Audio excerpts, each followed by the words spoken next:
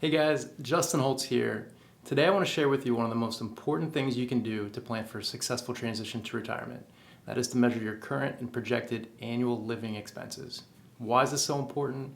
Well, first, we need to know what our expenses are, where our income goes. And secondly, we need to know if our retirement income sources and assets are going to be enough to produce the amount of income we need to sustain that quality of life we desire throughout retirement. Right? Super important stuff. Now, we know budgeting is not a fun process. Hardly anyone does it, but once you finally complete that process, you'll feel a deep sense of relief, right? You have transparency and clarity on where your money's going. You know that you're maximizing your resources and your hard work, right? We all work too hard to not maximize those resources. So how can we take control of the process? The key is to look at the last 12 months of expenses and categorize everything, see exactly where your expenses are coming from, where your income is going. There's going to be some key players on everyone's budgeting worksheet, and we're going to take a look at each of those right now. So first on the list typically is housing. That is most of our largest expense. That includes your mortgage payment, property taxes, insurance, maintenance, and other costs.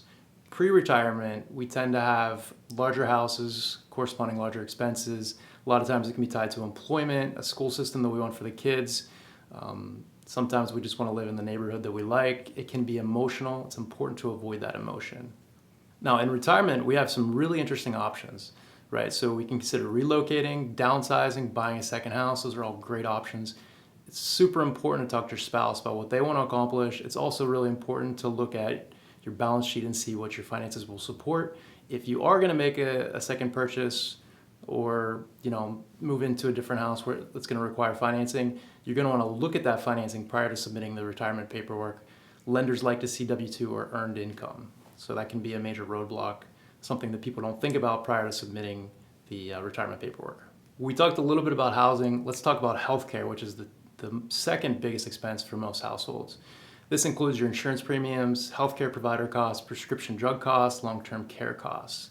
According to a study by Fidelity, a couple retiring in 2019 can expect to spend $285,000 throughout the course of their retirement on health-related expenses. Now, if you're a federal employee, being able to continue your federal employee health benefits does provide quite a bit of a benefit.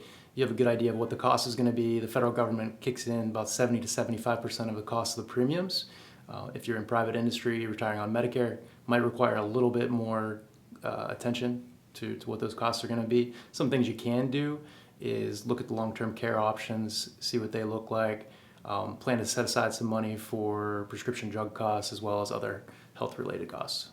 After housing and healthcare, taxes can play another big role, right? So something that a lot of us overlook in retirement, but it's a significant cost.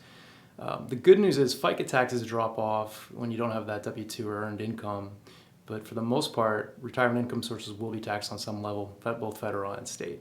The next category we want to look at is saving and investing. Now, I know this is something that most people overlook in their budget, but it should be a line item, especially pre-retirement. You want to continue to focus on this in a very intentional way so you can meet those goals and plan your retirement in a very intentional way. Okay, so 3 more categories of expenses, and we're going to go through them pretty quickly here. Auto and transportation costs. Try to keep them as low as possible. Keep your autos longer if that is at all possible. Use public transportation, another good option.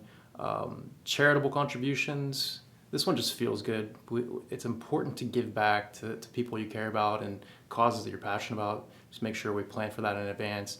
And lastly, discretionary expenses, right? This is the fun stuff in the budget. We need to make sure everything else is taken care of first, and then we can be really intentional. And if you have everything else taken care of, you can spend money on anything that you love, right? So travel and entertainment, dining out, spoiling the grandkids, whatever it may be. Now, once you have all these major categories of expenses accounted for, what you're going to want to do is complete the analysis and fill in the gaps with anything else you're spending money on. And from there, what you want to do is create your balance sheet, which you're going to want to notate any assets that you have that have the potential to produce income. You're also going to want to list out all of your retirement income sources, when they start, how much they're going to be for, and really just create a picture. And then you'll be able to match up your expenses versus that projected income, see what choices you need to make. Generally, it's saving and investing more, it's spending less, it's trying to earn more. Those are really the choices that you have at this point in the process. At this point, I hope you have some clarity. I hope this process is super helpful for you to start to prepare for that successful transition into retirement. If you have questions on this process, or if I can help you with budgeting or really looking at those retirement income sources and your assets' ability to produce income, would love to help out there. Thank you.